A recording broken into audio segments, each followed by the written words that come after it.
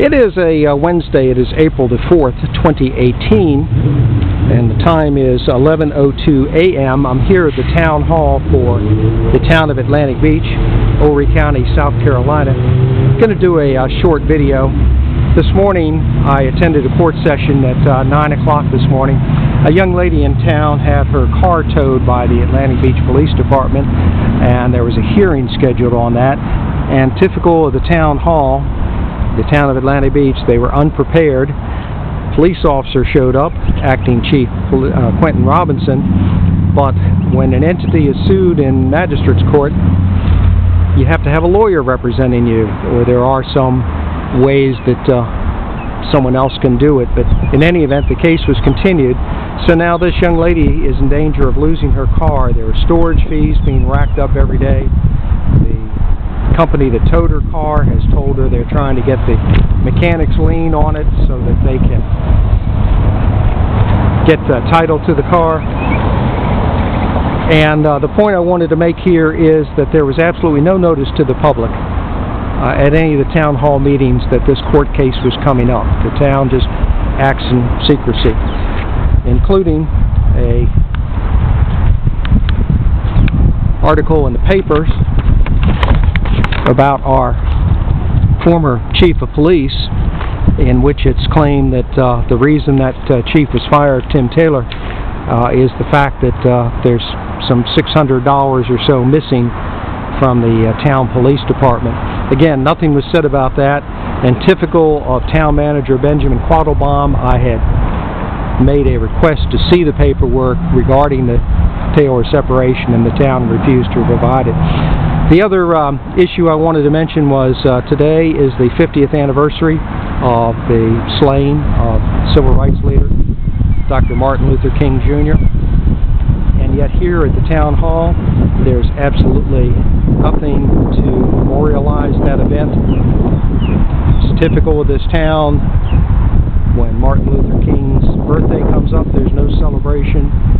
During Black History Month, there's no events, and this is a town that touts itself on its website as the only historically black majority-owned town in at least along the East Coast. And I just think that's a disgrace that they can't do something to memorialize the 50th anniversary today.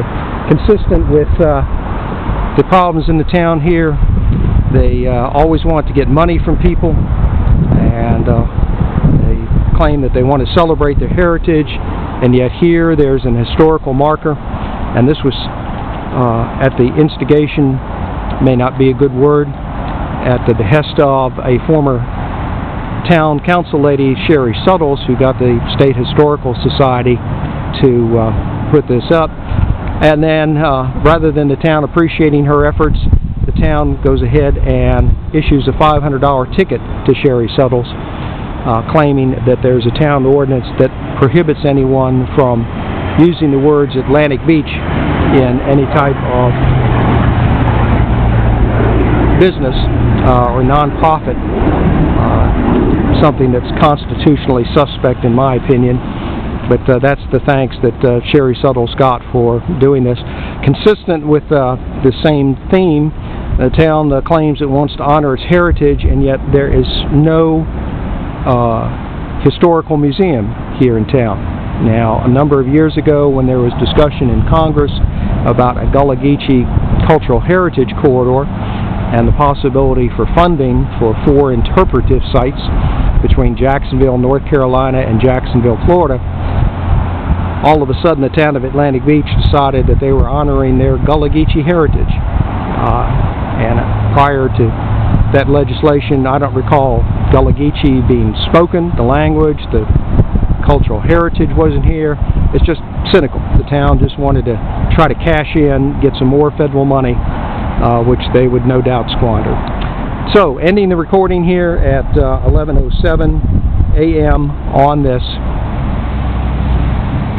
Wednesday, April the 4th, 2018, the 50th anniversary of the assassination of Dr. Martin Luther King Jr.